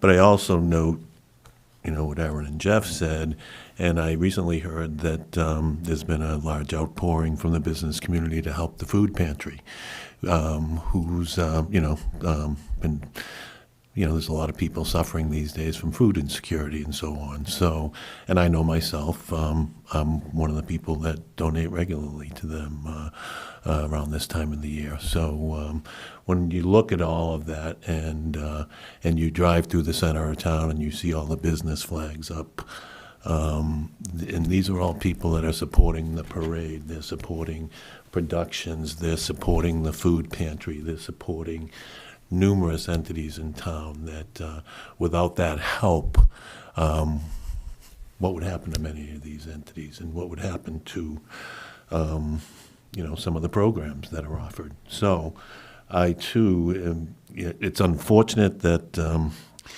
some previous boards brought us all the way to 27%. I'll just say that. I think it I think it maybe hurt the town more than it helped. So, and I agree with Pat that we can't just, it would be detrimental to go 100% the other way. That would be two wrongs making right. And Mom always says you can't do that. That's right. So we know we can't do, I think we all agree that we can't just wholesale bring it back to zero. To Jeff's point, I think anything in the 3 to 5% range is acceptable. I think 5% is probably, in my own opinion, I think is getting out there just a bit. And when I look at this chart here and see what the increments are, my sense is, 4 or 5%, I think, may hurt some people. But I'm certainly willing to talk in that mid-range. So that's my 2 cents on it. God, I think the responsible thing is for us to walk it back slowly, Agree. like the 19 report said. We should listen to that advice and follow it, in my opinion. I agree 100%. So we're at 17, 1.17. I would propose going back to, say, 1.14. Would everybody go with that? I think that's a fair position.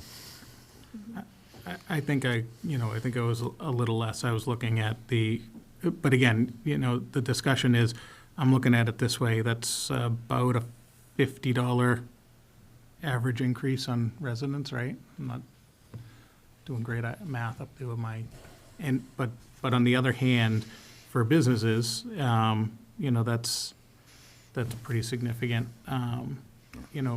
savings, and I think meaningful at getting us back to something that's a little equitable. So I could get on board with that rollback.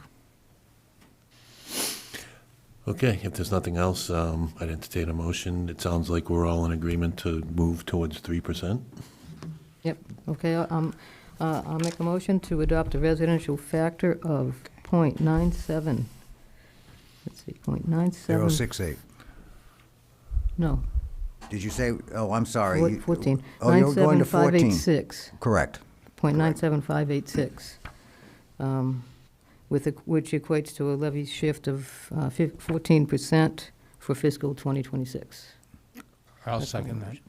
Okay, we have a motion and a second. Any further discussion? Seeing none, all in favor?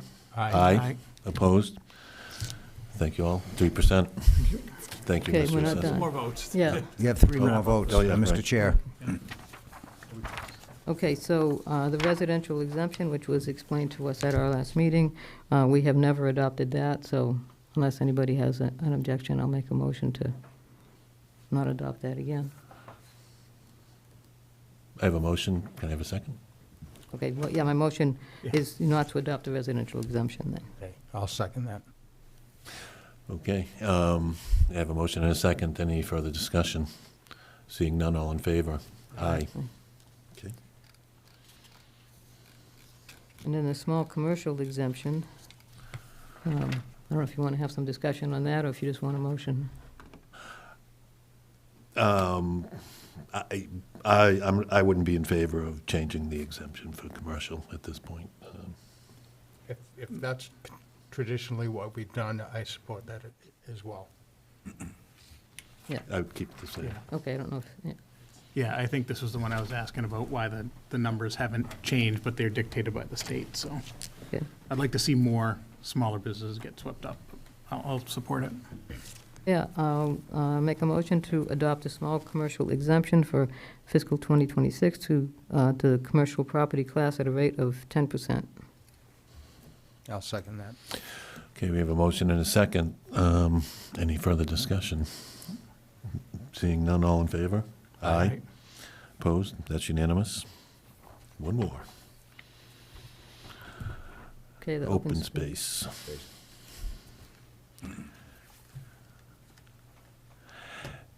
Do we have many? I was going to say, I can't imagine. No, it sounds Zero. Like, it sounds like a great discount, open space. Yeah, but I can't imagine we have anybody that really, so, I'd be happy with leaving it as it's written. Okay, I'll make a motion that no open space discount be granted. I'll second that. We have a motion and a second. Any discussion? Seeing none, all in favor? Aye. Opposed? Mr. Assessor, thank you very much for your time and effort. And Reagan, thank you very much for your time and effort. Very welcome. Mr. Donahue, thank you very much. We appreciate your efforts, really. Thank you. Okay. The next item up for bid.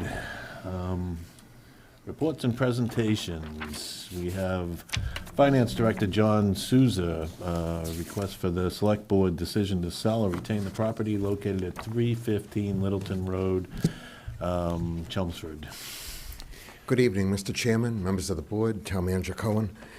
Tonight I'd like to discuss the property at 315 Littleton Road, and I provided the board with a memo just to give you some of the background information explaining that my office filed a foreclosure case back in 2022 on this property, and the town is currently owed about 6 years of property taxes, so we're pursuing that with legal counsel through land court. Excuse me. But my reason for discussing with the board tonight, this is similar to other properties that I brought before the board in the recent past, is that under the changes in state law, a town is now required to make a very quick decision should a judgment for foreclosure come through the land court. It only gives the town about 14 days. So legal counsel is recommending that towns approach the select board to ask them to make a decision on whether we should retain or sell the property in my capacity as tax title custodian. So just looking over the property, it's a commercial office property. You see it has an assessed value of just over 1.3 million. And since it does not appear to have many uses for municipal purposes, my recommendation would be to direct me as in my capacity as tax title custodian to sell this property should the town obtain a foreclosure judgment in the land court. It's ultimately the decision of the board. I did want to explain that should the town obtain a foreclosure judgment on this property, it does not necessarily mean the property is sold. The property owner can redeem this property at any time by making full payment to the town. Even if a foreclosure judgment is entered, they still have the ability to come back, and that I would come before this board again, and if they pay all outstanding taxes and fees that are owed to the town, I would then approach the board about vacating or reversing the foreclosure judgment. So I just wanted to explain for those that may be watching, or if you receive questions from people in the community, that if the board decides to direct me to sell this property, should that occur, it's not a one and done or absolute final. That property owner still has rights to come back and pay the taxes that are owed to the town. At what point does that entity forfeit that right to come back and make good on the back taxes? As long as the property is not sold to an innocent third party, really the property owner could come back to us through the legal counsel and ask the board to vacate the foreclosure judgment or essentially reverse it. So, okay. But by doing this helps us out because we have a very short window of time once we receive a foreclosure judgment to the land court. So Okay. that's my reason for asking the board to consider this evening. Okay. John, could you tell me what that property used to be? It's to the best of my knowledge, it's always been an office building. There have been various tenants over the years there. You know where it is? It's on Littleton Road next to where the plaza is, where the retail plaza is, where the dog wash place is and the small liquor store. It's that next parcel if you go to Westford. Has a sign in front that says ABS Business Services. Okay, sure. That's the one. That's the one that's there. It's that two-story brick building that you see. It's an office building, Office right? building, Yeah, yes. okay. Thank you. Okay, any other questions for Mr. Souza? Seeing none, I'd entertain a motion. Yeah, I'll make a motion pursuant to Mass General Law, Chapter 60, Section 64A, to direct the treasurer, tax title custodian to sell the property located at 315 Littleton Road, Chelmsford, upon entry of a foreclosure judgment by the Massachusetts Land Court. I'll second that. Okay, we have a motion and a second. Any further discussion? Seeing none, all in favor? Aye. Opposed? It's unanimous. Thank you. Thank you.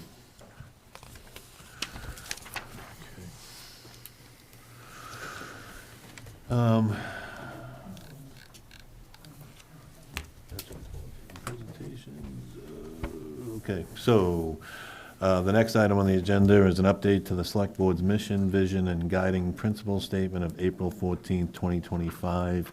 And I don't know a lot about this one, but I understand it's from Mr. Cunningham, so we'll let you go ahead and explain what you... So I think this is pretty quick. This is a little bit of housekeeping that we need to do, both for our manual and for some of the other documents that the town clerk puts out. So, right here. So, a few years ago, as you guys might recall, we did a Visions and Values Committee and had some public meetings and came up with visions and values that we posted around town and put on our website, put in our manual. And we have since completed the strategic plan earlier this calendar year. And those documents now needed to be updated. So the visions and values documentation in our manual are out of date. And more appropriately, we should be replacing that with the mission, vision, and guiding principles from the strategic plan. So a little bit of housekeeping. I'm not sure if you have any questions, but some of these things will look familiar. So I think that first step in the visions and values, was part of the foundation for the strategic plan this year. Okay, thank you, Aaron. Any discussion on Aaron's presentation? Does that need to be posted again anywhere, anything like that? Yes, anywhere where we have vision and values should be replaced. Thank you, with the document that's in the package, the mission, vision, and guiding principle statements. So, yes, not just in our manual, but any buildings where we posted it, it should be replaced. Okay, thank you. Thank you. Thank you. Okay. I will entertain a motion to update the mission, vision, and guiding principles statement. Do we need a motion for this, Aaron, or is it? This doesn't physically go in our policies manual, from what I recall. I mean, it says it needs to be updated every 10 years, but I don't think it's physically. I thought there was a section in the manual, and then on the website, on our website, it's both are actually posted, so one's got to come down. Okay. Yeah, I don't think we needed to vote on it, right? Okay. All right, thank you. The next item is update to the Select Board's liaison and voting member assignments. So this goes back to the previous chair resigning a couple of weeks ago, so there is some open slots for liaisons and such. I think the most important thing we need to do here is address the voting membership, but I guess I'll just put it forth at this point and ask if anybody is interested in filling in any of the blanks that we see here on the member assignments for 25-26. I mean, I would take that voting one if nobody else wanted, because I am the liaison to the housing authority. So I was actually going to suggest that I think that would be excellent if you would, Okay. if you would do that. I think that's an important one. That one needs to be filled, so I would be happy to assign that one to you, Pat. Okay. And I'm also willing, at least temporarily, to take, say, the tree committee and clean energy, unless somebody else wants those. I have a pretty full plate with the different boards and stuff that I'm on, so I'd be happy to have you do that, unless somebody else wants No, I agree. any of that. I'm good with that, yeah. Okay. So, that leaves a couple of liaisonships open, but I think we all attend enough different meetings and pay attention enough in town that we can certainly pick up the slack on any of those things. So at this point, we will go accordingly, and Pat has assumed those three positions, and if there's nothing else, we'll leave the others vacant for now. And All the media makes it really easy on us. Yeah. Yep. So we can go watch the meetings the next day and get caught up. That's it. So I think this is good. And by the way, we really we haven't had a discussion, but I'll just quickly put it out there that there is no will of this board to have a special election or anything like that to fill the vacancy That for would the be couple silly. of months that Exactly, so You'd have somebody here for a week, right? just wanted to put it out there to make sure everybody was okay with that. So, okay, thank you very much. So that'll take care of that item. Thank you. The next item is reschedule Select Board's January 5th, 26th meeting to January 12th. That's just a scheduling issue. So the January 5th meeting, 2026, will be moved to January 12th, 2026. The next item beyond that is approval of easement at North Fire Station, 35 Princeton Street, for electric vehicle charging station. There's documents to that. Yeah, this is just a follow-up from town meeting where we had to grant the approvals for these utility easements, and this is the one for the electric vehicle charging station at the North Fire Station. So it's, yeah, that's it. Pretty straightforward. Any discussion on that grant of easement? Anybody can use those, right? Right, exactly. They're And open to are the they- public, but because it's their equipment on our property, we have to grant them an easement. And you have to pay for that now? Oh, yeah, no, they pay for it, yes. Yeah, At some point, I electric thought we vehicle weren't- charging, we yeah. weren't charging for them. No, that we don't charge it. I think for the first year we did maybe. Right, for the first year, but now we charge, You yeah. do charge, okay. So at this point, I would entertain a motion to approve the grant of easement for the charging station at North Chelmsford Fire. Make a motion that we approve the easement at the North Chelmsford Fire Station to Verizon New England and Massachusetts Electric Company as presented. Okay, we have a motion and a second. Any further discussion? Seeing none, all in favor? Aye. Opposed? That's unanimous. Next item is town manager reports. Yeah, real brief. One item this evening, just to inform the board formally and the community, the state has released its November 2025 Community Preservation Trust Fund distribution for this year. The state match this year is 16.9%. And so that results in the town of Chelmsford receiving a total of $257,959 in matching funds from the Commonwealth. And so again, that money is unavailable for appropriation at future town meetings. Paul, can I just ask your opinion on something? This has been declining annually. The percentage has been declining annually since we first signed up for Community Preservation Act some years ago. We were one of the first ones in, so it was advantageous. I think we're at 1.5%, is that? Yep, 1.5%. Yep.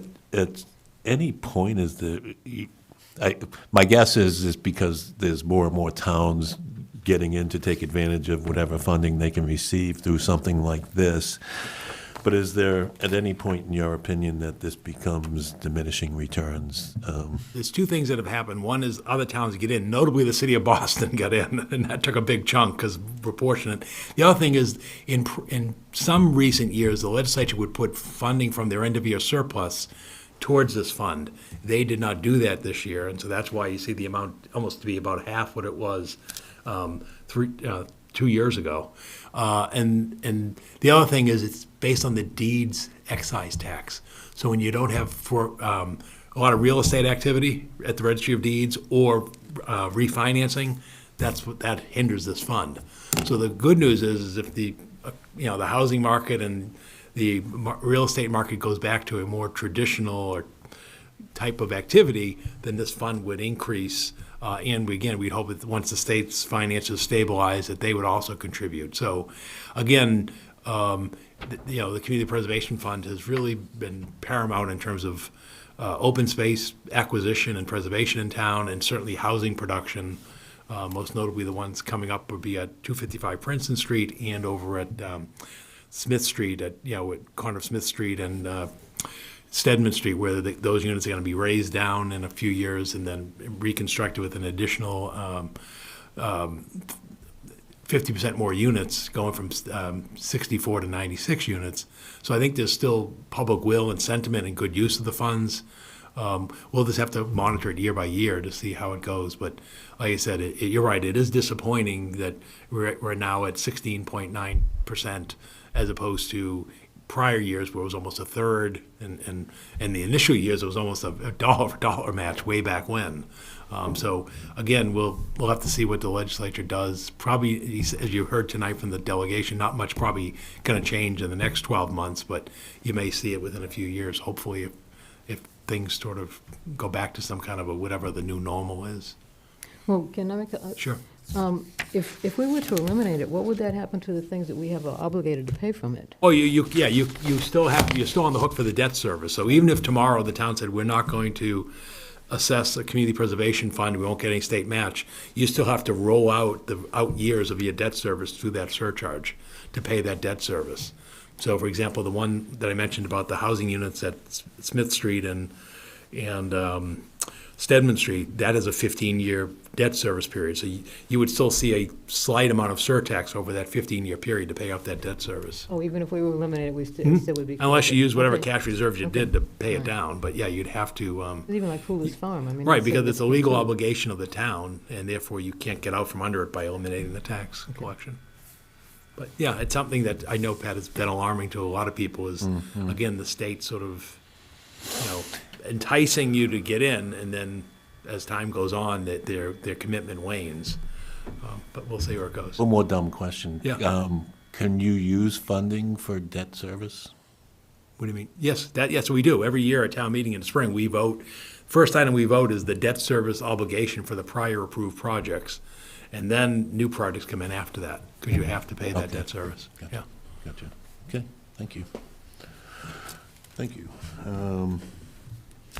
Okay, the next item on the agenda is meeting minutes, and the first set of meeting minutes is from the Tri-Board joint meeting of the Select Board, School Committee, and Finance Committee on November 10th, 2025. Any comments or corrections to those minutes? Seeing none, I'd entertain a motion to approve the meeting of the joint meeting of the Select Board, School Committee, and Finance Committee on November 10th, 2025. Make a motion to approve the November 10th, 2025 Tri-Board meeting minutes as presented. I have a motion and a second. Any further discussion? Seeing none, all in favor? Aye. Opposed? That's unanimous. And the next item, the next set of minutes is from the Select Board meeting, regular minutes of November 17th, 2025. Any discussion or comments or changes? I'll make a motion to approve the regular meeting minutes for November 17th, 2025 as presented. We have a motion and a second. Any further discussion? Seeing none, all in favor? Aye. Opposed? That's unanimous. Okay. Select Board member liaison reports and referrals. Pat, we'll start with you. Okay, I just have one thing this evening I want to chat a little bit about. Remember at our last meeting, we signed a certificate for Stacia Voltash. Yes. 100 years old. Today, in fact, is her birthday, 100 years old. Well, yesterday she had a birthday party and I was invited. So the downside to it was that I think I was the only one there who didn't speak fluent Polish. So I had to kind of fake my way through it, but it was really interesting. I heard more about her story. Her and her brother were, they worked against the Germans when they were occupying Poland, doing all kinds of secret things and getting into a lot of trouble, quite frankly. I mean, Stacia herself had been tortured and just beaten amazingly. Boy. And the only reason she was not killed was when the Germans occupied Poland, very often they would send a senior military officer to live with civilians in their homes. And so there was a German military medical doctor who lived with her family. And when he found out that Stacia and her brother had been captured, he sent word to the authorities that these people are innocent. They're not doing anything wrong. I can vouch for them. So they let them go. And I was afraid to ask if this military guy actually knew that they were doing nothing wrong or if he was just covering for them. But whatever way, she lived to be 100 years old instead of dying when she was 16 or 17 years old. And that story is amazing in and of itself, because you never know who you live next door to, you know? Yes. And if we just all took the time to understand and, like, you know, who are, Neighbors. you know, who are, you know, the people in our community and so on. It's just, it's such a great story. And again, you just never know who you're living next door to. So, pretty amazing. Yeah, so Pretty amazing. that's it for tonight. Thank you. Jeff? A couple of quick things. I know Aaron and I already touched on it. I mean, I can't get over that presentation of Oklahoma. I mean, the amount of talent we have in this town. These kids, the singing, the dance, the musicians are incredible. It's, if you get a chance to see one of the high school guild presentations, go for it. It's worth the time, and you'll be pleasantly surprised at the amount of talent we have in this town. Beyond that, I'll just mention the parade committee again. You see the new banners are up. I think they look fantastic, and I thank all the sponsors, because without them, we wouldn't have a parade. That's all I can say to that. That's it. Thank you, Jeff. Yeah, I think I'll continue with a little bit of the good news too. So again, it was fun seeing Jeff there and sitting not too far from him while we enjoyed that show. And it's just a reminder that Chelmsford supports our students in the arts, and taking my son back to school this week and finding out some of his friends are in school doing some of those things today. These kids have put on these productions that are really good for high school level. You know, and arguably above that level. So, these kids are continuing on too. So it was exciting to hear a little bit about that. And we went over to the City of Lights parade again to support the marching band, which is always a good time. And the kids from all the bands, you know, dress up their instruments and stuff like that. And it's a nice time out. And had the opportunity to run in front of Chris Ferreira's truck, which I think got most festive this year. Great He was all pictures of dressed that, up. yeah. He's everywhere. Not only does he decorate his trucks with characters, but you know, he participates in that parade, and the kids love it. Like, and there's a lot of people that come out for that. So that was fun to get to go do that this weekend. And as much as I want to be able to attend Saturday's tree lighting up on North Chelmsford, I'll be doing a family event that day. But I will see all of you on the green on the 7th. So that's all the news I got. Thank you, Aaron. For myself, I'll be very quick. We have, I believe, the final capital planning meeting this Thursday night, the 4th, that will be televised, and we'll be making the final decisions on that. And then recently, about a week and a half ago, we had our second visioning session for the school building committee related to Parker Middle School. That went well. It was well attended. I counted about a little over 50 people in the room, so we did good. So we will continue that work. The next meeting of the school building committee is on December 18th. So that's capital planning. That's the school building committee meeting, and that's all I have for that this evening. So, When's the next kind of town meeting presentation? Do we have something we're going to be voting on in the spring? Well, the visioning session, the final visioning session is the 16th, the night before. December 16th is for the Parker School project. Yep. It will then go to the school committee in January, and then be submitted to the MSBA, probably for approval in April, if memory serves me correct. Right. You're looking for a town vote probably early 2027, so probably 12 to 14 months from now.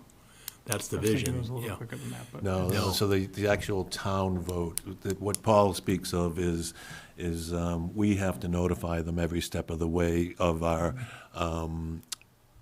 pre-programming, and then our programming, and then our educational studies. So everything gets approved by MSBA along the way, and they approve us to move to the next step, to where we get into a little bit past the programming. We'll get into design development drawings, and they'll approve us to move to that stage based on our educational program and preliminary design. And then from there, we would move from design development into even more design as 2026 progresses on.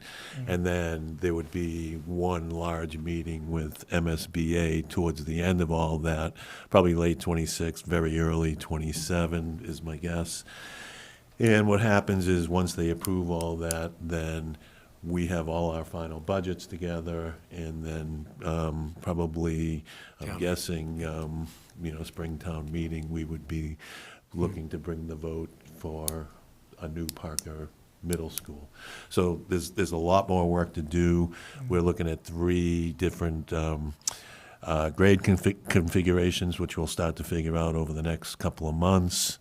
And along with the educational program. So once we get past that, then we can get down to some real brass tacks and start a lot of design work. But there has been an awful lot of work going on by all the consultants, in as much as surveying the existing buildings, because what they do is they make us go, MSBA, Mass School Building Authority, makes us go back, look at the existing Parker Middle School to see what it would take to bring that up to code to make that a workable school. They added a option to us that we weren't expecting, which asked us to go look at McCarthy to see if we could merge 2 schools in by bringing that up to code, and which we all know could never happen, but they insisted upon it, so it's something that we need to do. We are not being charged any additional funds by our consulting teams, so that was good news, because that was, I think we both asked, that was one of our first questions, is this going to cost us? And everybody has stepped up and taken it forward. So we're in good shape there. And other than that, just a quick reminder, Saturday night, North Chelmsford Common lighting, Christmas lighting, and Sunday on the Common here in the center. So looking forward to those. And that's all I have this evening. So with that, unless somebody has anything else, I'd entertain a motion to adjourn. Okay, I'll make a motion to adjourn to executive session to review executive session meeting minutes for approval for July 21st, 2025, and August 18th, 2025. I'll second that. Okay, I have a motion and a second. All in favor? Aye. Huh? Oh, roll call for those. I'm sorry, right. Pat Wojcik? Yes. Jeff Hardy? Yes. Aaron Cunningham? Yes. Pat Maloney, yes. We're adjourned, Thank you open all. session. We're adjourned. Is the door closed?